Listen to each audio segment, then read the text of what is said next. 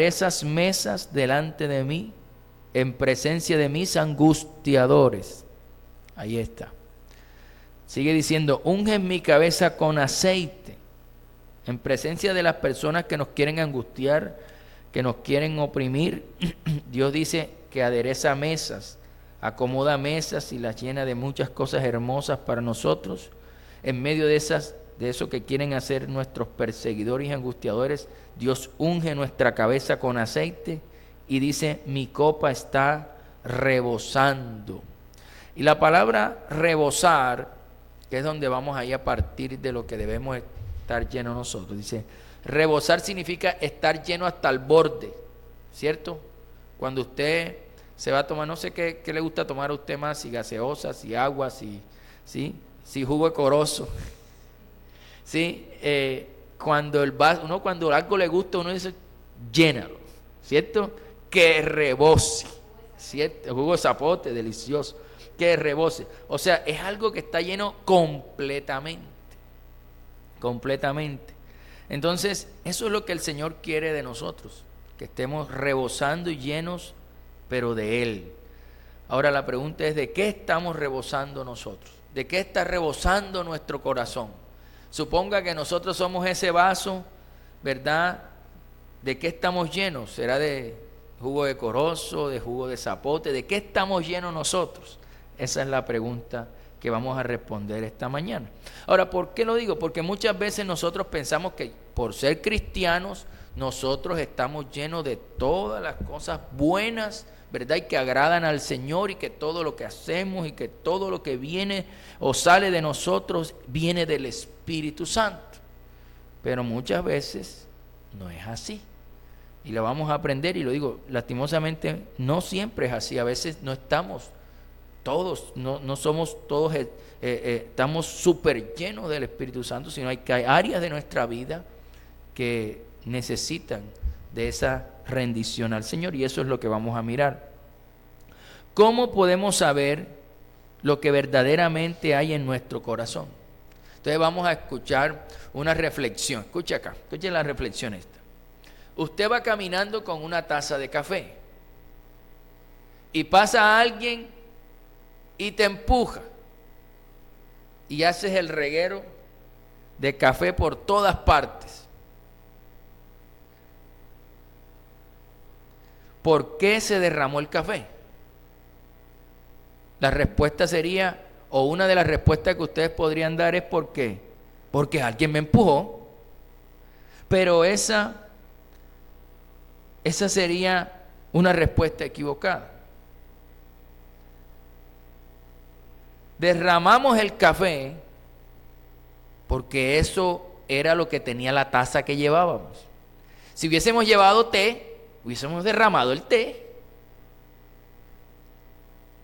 Lo que tengas en la taza es lo que se va a derramar.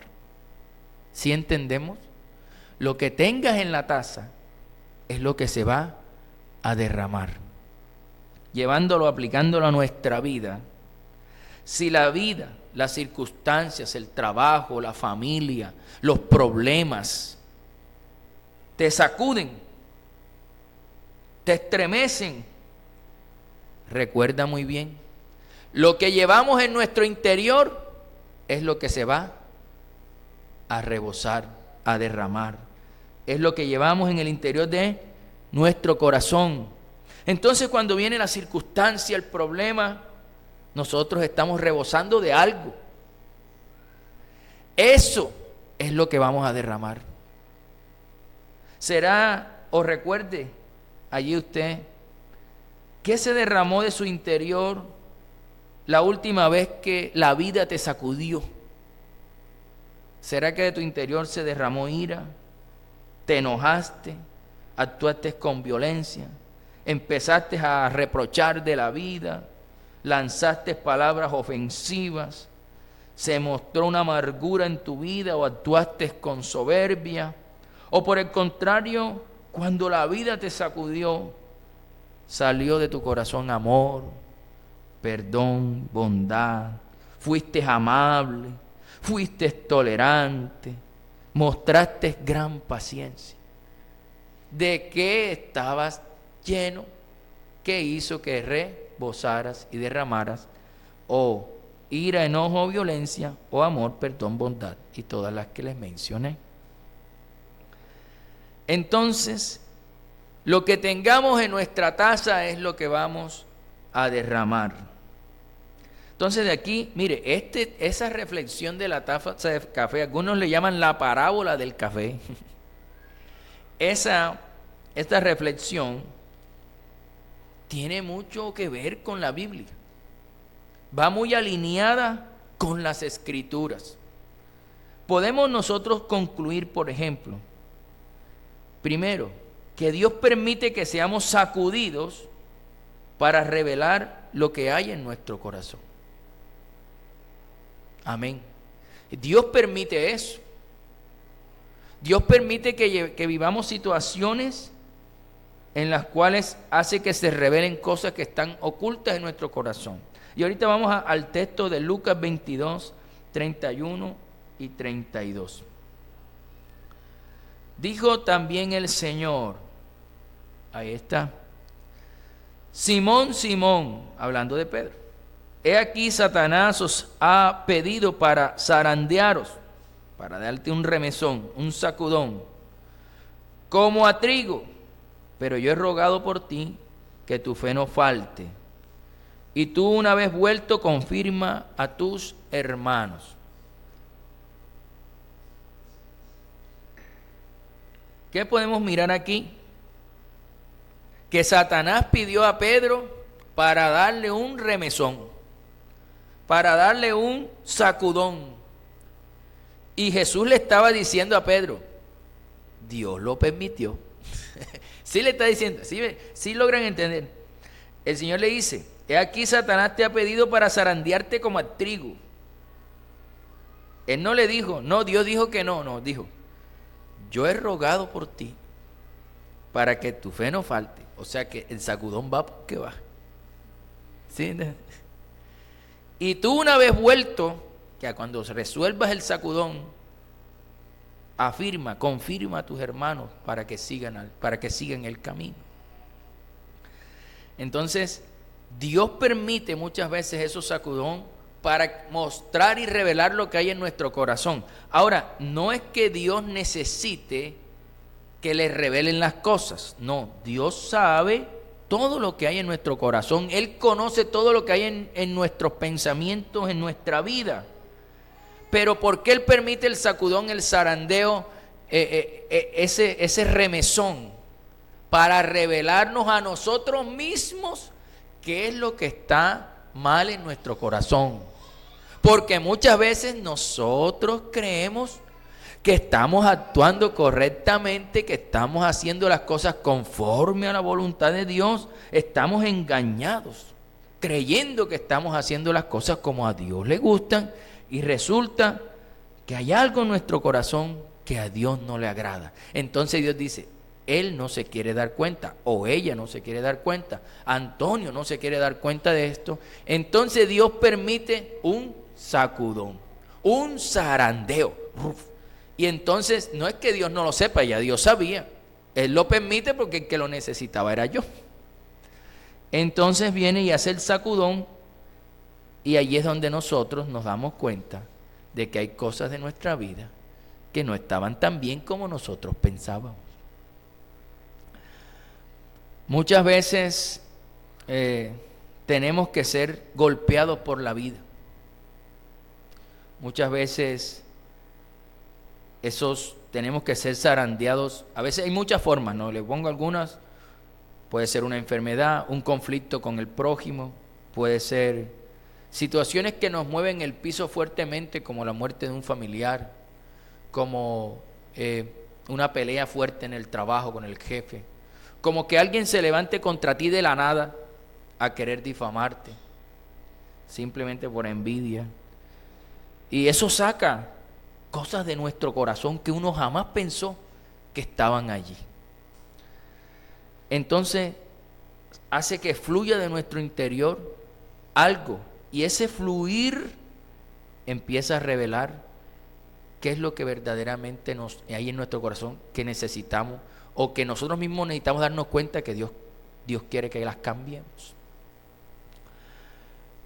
Ahora, esas situaciones que mueven y que sacuden nuestra vida nos pueden revelar varias cosas. Por ejemplo, que nuestro corazón está soberbio, ¿sí? Y no queremos cambiar, no queremos actuar con humildad frente a una circunstancia, que no le queremos creer a Dios, la incredulidad, un sacudón y decir, no, yo que me he considerado un hombre tan de fe, este sacudón me ha mostrado que no soy tan creyente como él, que no tengo la fe tan grande como yo creía que la tenía, ¿sí? O te puedes llenar de amargura y muestras que eres sensible a eso, o hay falta de comunión con Dios o de perdón, nos puede mostrar eso, o que hay carnalidad en nuestra vida también.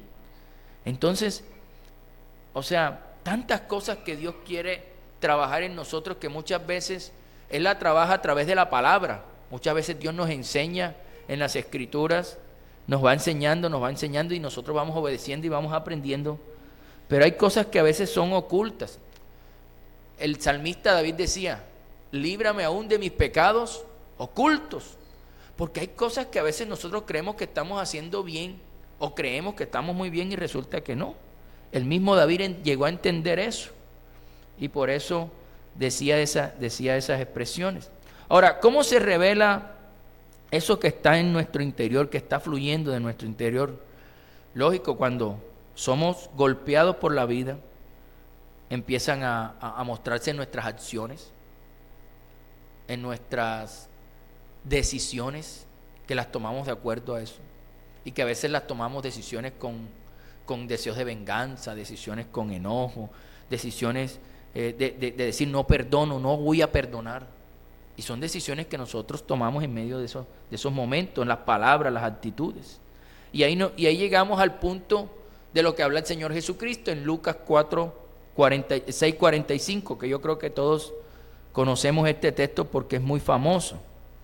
El hombre bueno del buen tesoro de su corazón saca lo bueno, y el hombre malo del mal tesoro de su corazón saca lo malo, porque de la abundancia del corazón habla la boca. Ahora, usted no va a decir, no, pastor, pero es que ¿cómo yo voy a, o sea, si yo vengo, yo escucho la palabra, yo oro, ¿cómo va a haber cosas malas en mí? Yo le digo, mire, muchas veces nosotros estamos llenos de cosas muy buenas, pero hay partecitas de nuestra vida que están llenas de cosas que todavía están en ese proceso de transformación. Y a veces son muchísimo más las buenas que las malas, y las buenas hacen que no notemos las malas. Entonces por eso es que Dios permite un sacudón, para que lo malo salga. Como cuando el trigo, cuando hacen del zarandeo, yo creo que eso lo hemos mirado en varias ocasiones, el trigo le hacen un sacudón, realmente es para quitarle el polvo, la escoria, la suciedad. La gente coge el trigo que está lleno de polvo, ¿listo? Queda limpiecito. Pero ese sacudón es así. Entonces, la comparación que está haciendo Jesús con lo que le iba a pasar a Pedro era eso. O sea, era una cosa que iba a moverle el piso, a moverle su vida. Y que él iba a quedar tan desorientado que dice, cuando vuelvas, o sea, cuando te recuperes de eso, ayuda a tus hermanos. O sea, porque era una cosa que le iba a pasar fuerte.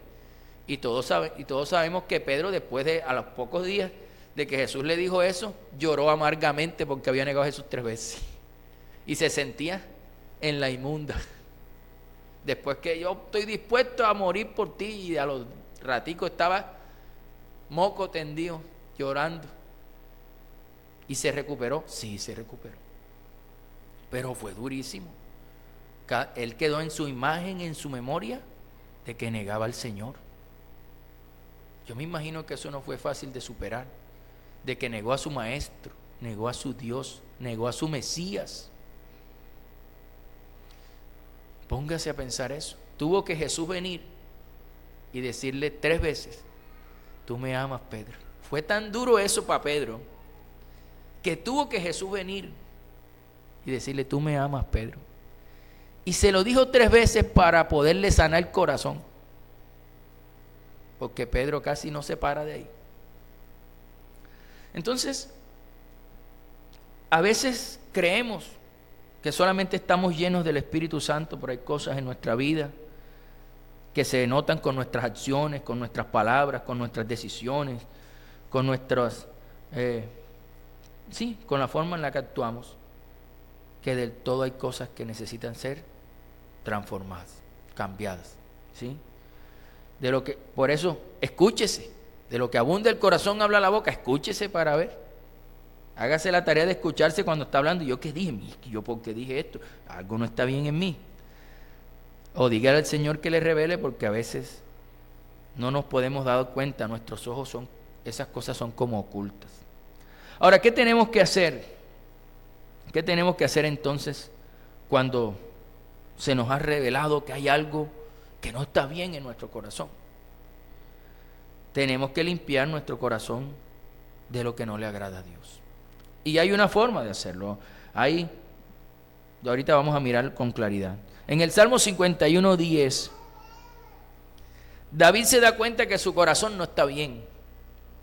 Eso había pasado el tiempo de su pecado con Betsabé. Y empieza a decir David: crea en mí, oh Dios, un corazón limpio, porque él sabía que la cosa no estaba bien, y renueva un espíritu recto dentro de mí. Renueva un espíritu recto. Él dice: renueva, hazlo de nuevo, porque yo caí. Dice: yo quiero otra vez volver a ser recto como antes.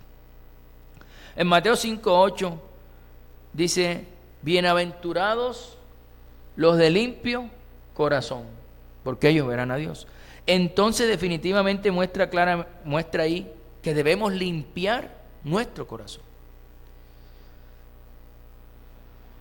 Muchas veces Dios va a permitir esa sacudida, ese zarandeo, ese movimiento tan fuerte en nuestra vida, no solamente para revelarnos que algo está mal. Porque ¿de qué sirve que Dios nos revele y todo quede allí? La revelación de que algo no está bien debe ir acompañada de algo de reconocer mi error. Reconocer que algo no está bien. Reconocer que debo cambiar. Reconocer que no estoy siendo agradable a Dios. Y ahí empieza lo que es la limpieza del corazón. Ojo, si Dios te revela que hay algo en ti que no está bien, lo que espera Dios es que tú reconozcas que algo no está bien. Si no lo reconoces, entonces la revelación quedó sin fruto. El reconocer es lo que nos va a llevar a limpiar nuestro corazón. Ahora, ¿cómo limpiamos nuestro corazón? Dos cosas importantes y que todos las conocemos. La primera, arrepentirnos y confesar nuestro pecado. Ellas van juntas. Tiene que haber arrepentimiento y confesión de pecado. Tú reconoces: Señor, me reveló esto. Mire, por ejemplo, yo hace un tiempo, Dios permitió, digo que Dios permitió porque así, que nosotros tuviéramos una parcelita, una cuestión. Pero esa parcelita yo creo que Dios la dio para que saliera de mí lo peor de mí. Yo me enojaba, me daba, mire, yo le digo una cosa que yo pasaba, no puedo decir que pasaba con los pelos de punta porque no tengo. Porque no tengo, pero, eso sacó lo peor de mí. Yo dije: Dios se tomó el tiempo de darme esta tierra, nada más para mostrarme que hay cosas en mi corazón que no estaban bien. Y eso sacó lo peor de mí, literalmente sacó lo peor de mí. Llegó un momento donde yo mismo dije: Dios mío, yo soy así, qué cosa tan fea. Pero fue eso, pero así como me pasó a mí, por las múltiples situaciones que viví en ese lugar, sacó lo peor de mí. Así hay situaciones que Dios permite en la vida de uno para sacar lo peor de uno. Y uno piensa que uno es todo santidad y todo, pero realmente llega un momento que cuando vive la circunstancia salen cosas que uno nunca espera que salgan. Uno es humano. Y ahí se da cuenta uno que, hombre, ¿pero qué me tocó a mí? Que yo mismo dije: Dios mío, yo soy tremendo. Yo enseguida me puse: Señor, perdóname, yo no soy tan bueno como yo creía que era. Y me confrontó mucho. Y mire que cuando eso sucedió, que cuando yo por fin, porque eso no fue que pasó enseguida, hermano. Yo duré como año y medio con ese terreno. Y yo creo que fue cuando reconocí que estaba mal, Dios me solucionó eso, se vendió, me lo compraron rapidito. Ya. O sea, como quien dice, se acabó. Como quien dice, superé el examen. Pero qué sufrimiento. Yo le digo,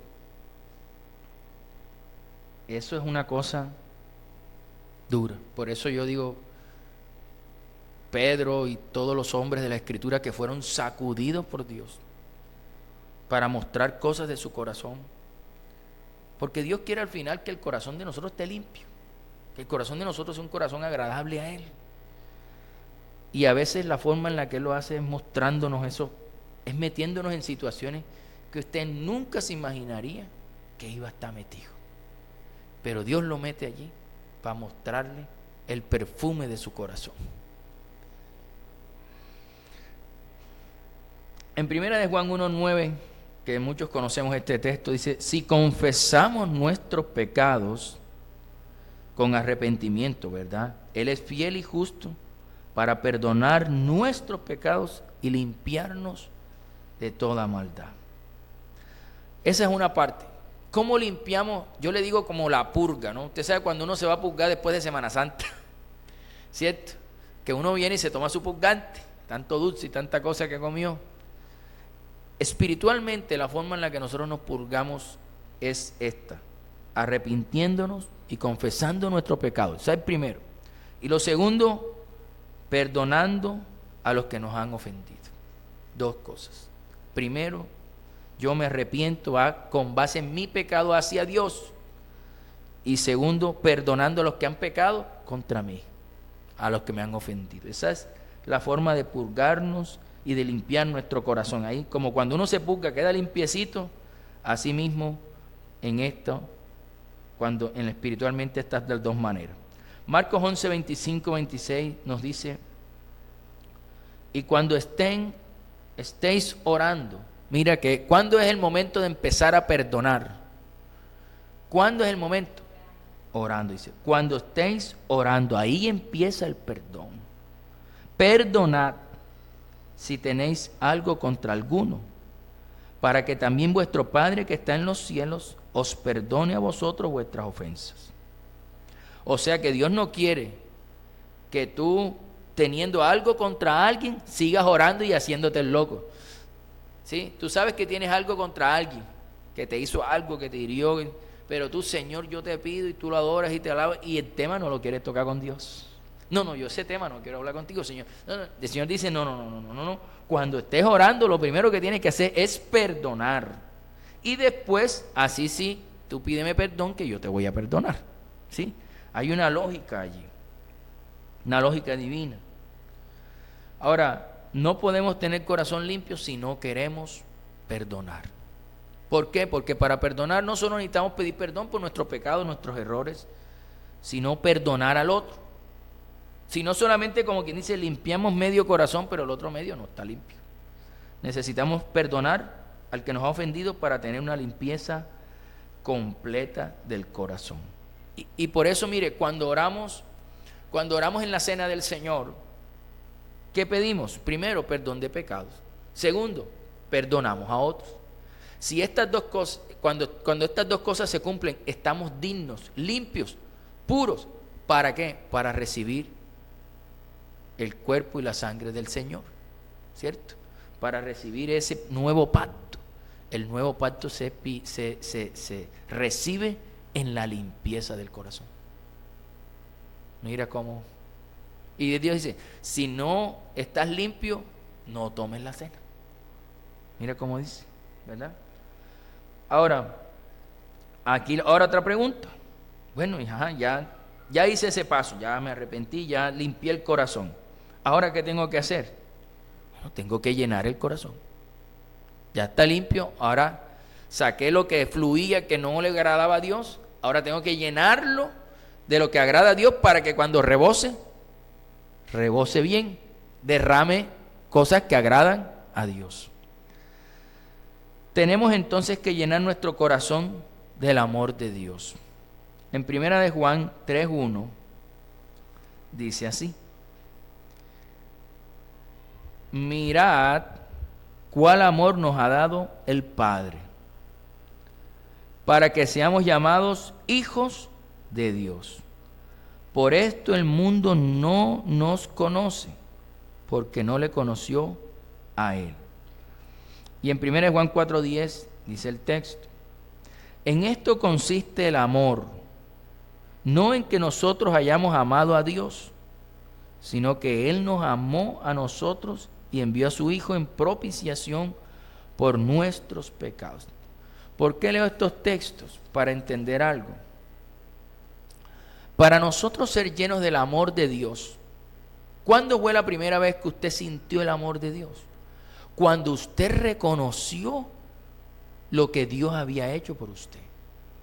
Ahí usted sintió por primera vez el amor de Dios, así yo también.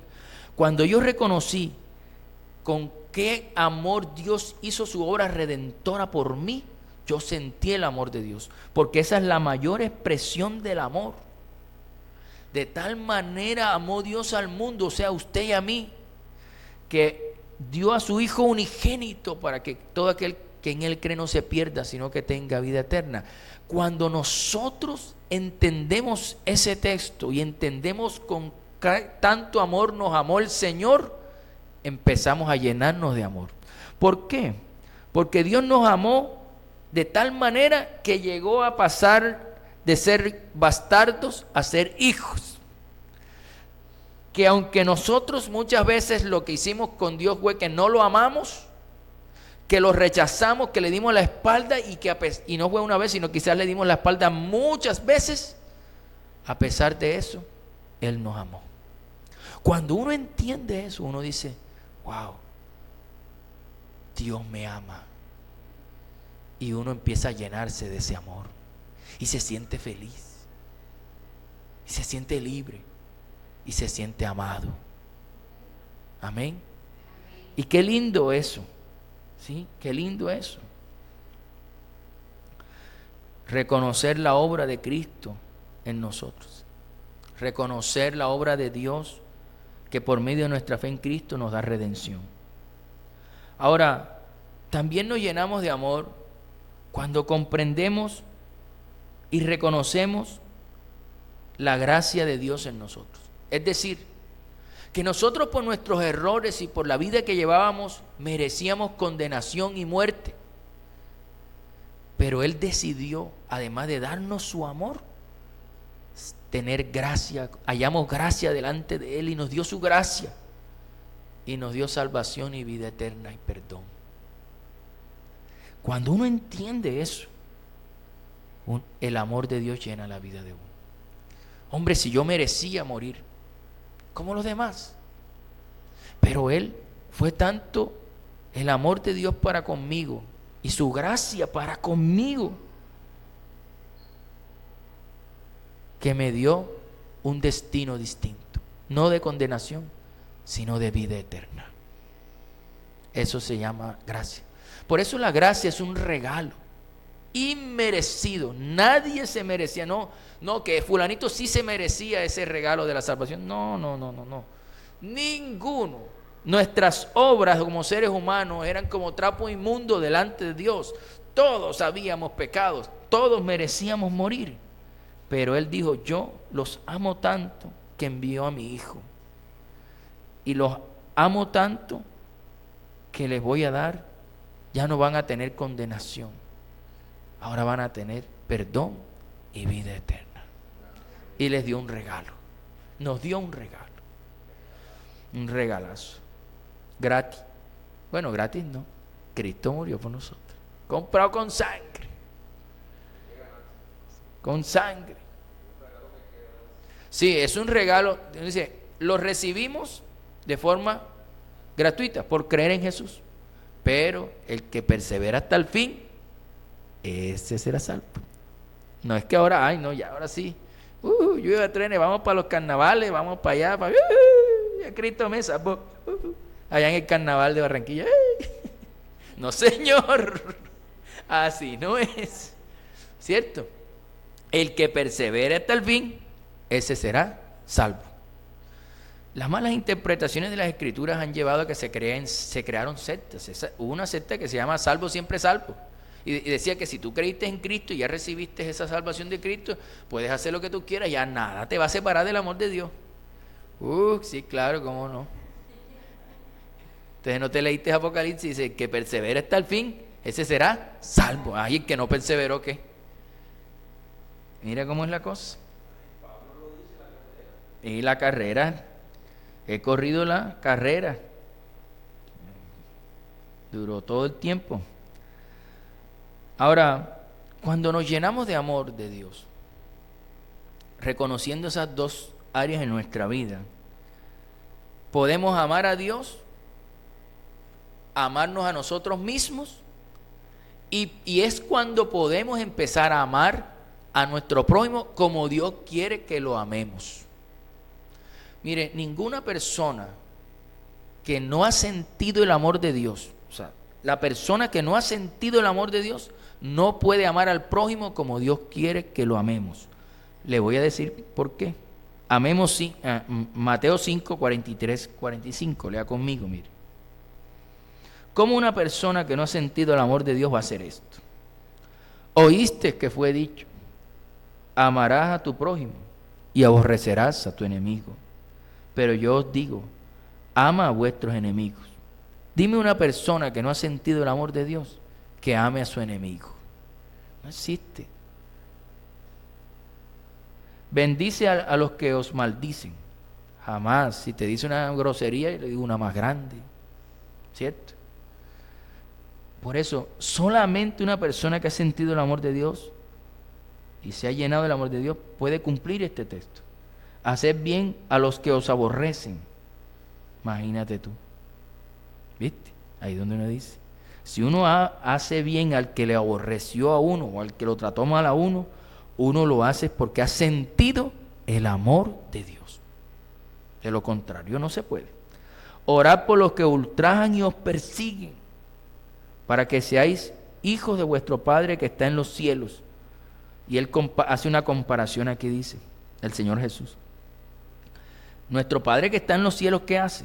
Hace salir su sol sobre los malos y buenos, y que hace llover sobre justos e injustos. ¿Tú te imaginas si Dios solamente limitaría a salir su sol y a mandar su lluvia sobre los justos? Entonces llovería en unas casas sí, en otras no. Oh, hoy llovió. Mira, hay como 20 casas que no llovió. Estos están haciendo lo malo. Un ejemplo. Sí, espérate, estoy poniendo un ejemplo. Pero tú te imaginas. No, hoy salió el sol solamente en unos pocos. Los demás están en tinieblas. Ese cultivo de por allá se dañó porque ya no le salió el sol. Ay, ¿por qué no? Porque sobre los malos no viene el sol. Dios solo manda el sol sobre los buenos. No, pero Dios es tan misericordioso que manda su lluvia y manda su sol sobre buenos y malos. Y con ese argumento Dios nos dice, entonces ustedes deben amar al prójimo como a sí mismo, aún a sus enemigos deben amar. Porque Dios conoce que el malo es enemigo de Dios, ¿sí o no? El que es malo es enemigo de Dios porque va a ayudar a que el mal se expanda. Pero aún así Dios sobre esa persona alumbra con su sol y manda su lluvia. O sea que sobre sus enemigos Dios está bendiciéndolo. Mira tú esa cosa. Y Dios quiere que actuemos de la misma manera. Solamente con el amor de Dios. Solamente. Decirle al Señor, ayúdame a amar a mis enemigos. A hacerles bien. A bendecirlos. Y eso uno lo hace desde la oración. Ahí empieza la oración por el que nos hace lo malo. Cuarto punto. Tenemos que llenar nuestro corazón de su gozo, su paz y esperanza. En Romanos 15:13, la palabra del Señor dice: y el Dios de esperanza, ¿qué debe hacer el Dios de esperanza? Dice, y el Dios de esperanza os llene de todo gozo y paz. Pero ese gozo y esa paz llega a nuestra vida ¿cuándo? En Él creer. En Él creer. La esperanza, el gozo y la paz llegan a nuestra vida en Él creer.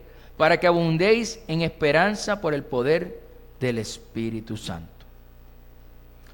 Solamente podemos llenarnos de esas tres cosas que menciona allí: esperanza, paz y gozo, creyendo en que en la palabra de Dios y en las promesas de Dios. Una persona que no cree en la palabra de Dios y en las promesas de Dios, con toda seguridad tenga la tristeza, o que ha dejado de creer, tenga la seguridad que su vida llena de tristeza, de preocupaciones, de angustia, de desánimo y de desesperanza.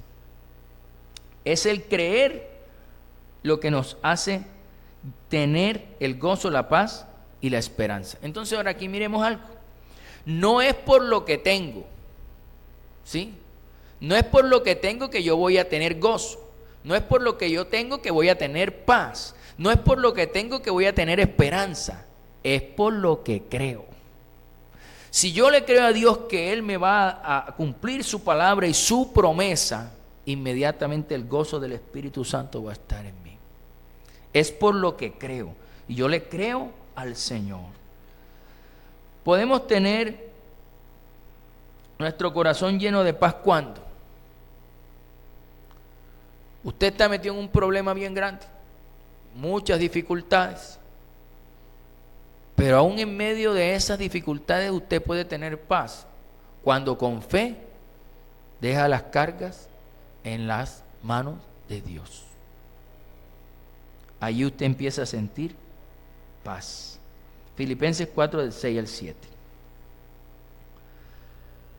Por nada estéis afanosos, si no sean conocidas vuestras peticiones delante de Dios en toda oración y ruego con acción de gracias. ¿Y qué sucede cuando nosotros llevamos las peticiones a Dios de esa forma, con oración, ruego y acción de gracias? Y la paz de Dios, que sobrepasa todo entendimiento, guardará vuestros corazones y pensamientos en Cristo Jesús. Yo le digo algo, este texto, si usted no lo ha experimentado, tiene que experimentarlo. Cuando usted esté viviendo el problema, la circunstancia, lo que le aflige, usted va delante de Dios y empieza a orar. Y a orar al Señor y rogarle. Orar, rogar, dar gracias. Orar, rogar, dar gracias. Haga eso. Le aseguro que usted sale de ese cuarto de oración con paz en su corazón. Yo lo he vivido.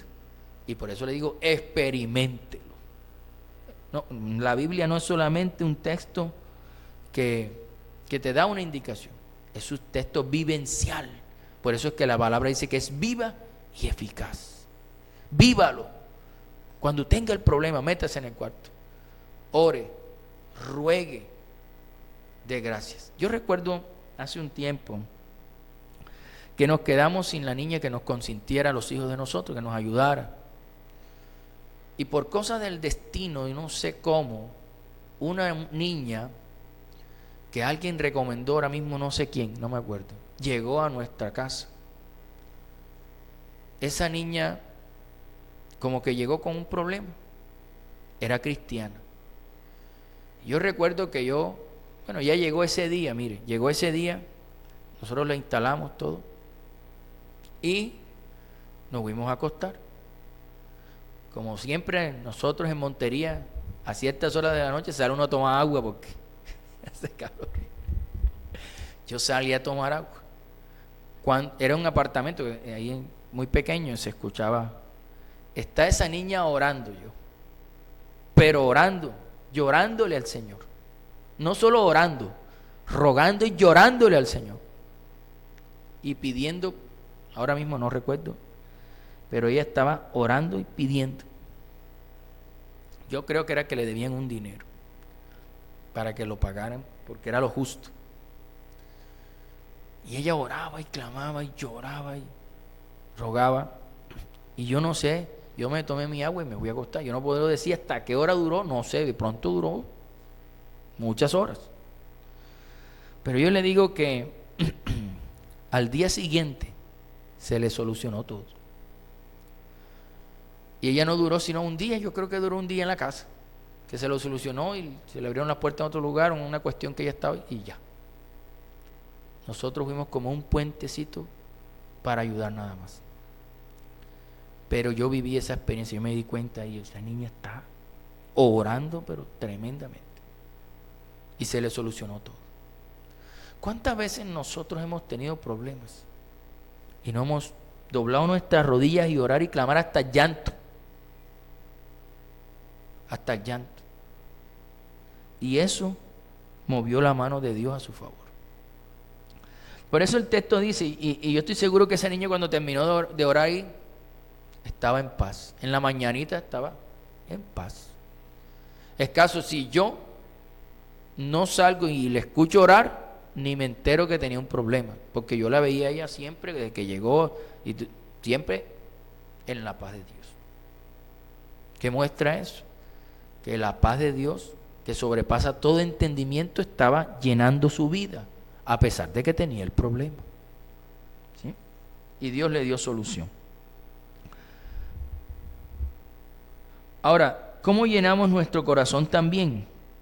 De gozo. Ya hayamos paz, ya hablamos de... Ahora de gozo.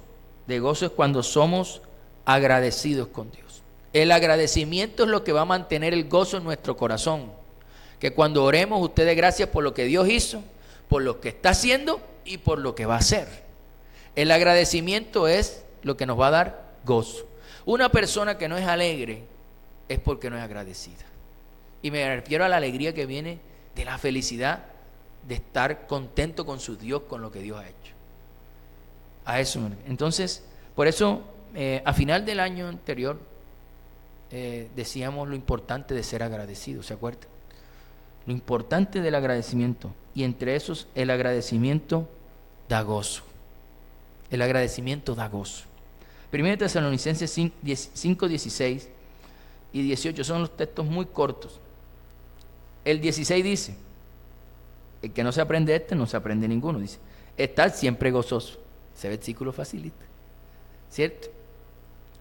El 16, estar siempre gozoso, le dice Pablo a los tesalonicenses.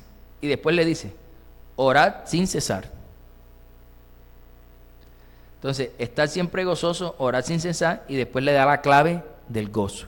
Le dice, dad gracias en todo, porque esta es la voluntad de Dios para con vosotros en Cristo. ¿Quieres gozo? Ora sin cesar y da gracias. Y verás que vas a mantenerte gozoso en tu corazón. Entonces, el mensaje resumido en conclusiones de esta mañana es muy sencillo. Llenemos nuestro corazón de todo lo que le agrada a Dios, para que cuando venga el tiempo del remesón, del zarandeo, del sacudón, rebosemos cosas que agradan a Dios, rebosemos agradecimiento, alabanza, adoración, en vez de reproches, amargura, palabras groseras, murmuración y quién sabe qué cosas podríamos rebosar. Llenémonos entonces de todo lo que le agrada a Dios, de su presencia, de su palabra, ¿sí? Y siempre estemos dispuestos a ser zarandeados, siempre estemos dispuestos a ser remecidos. ¿Por qué? Porque el remesón me ayuda a limpiar mi corazón. Dígale allí, el remesón me ayuda a limpiar mi corazón, ¿cierto? Eso fue lo que sucedió con Pedro y con cualquiera de nosotros. El remesón me ayuda a limpiar mi corazón. Vamos a orar, póngase sobre sus pies.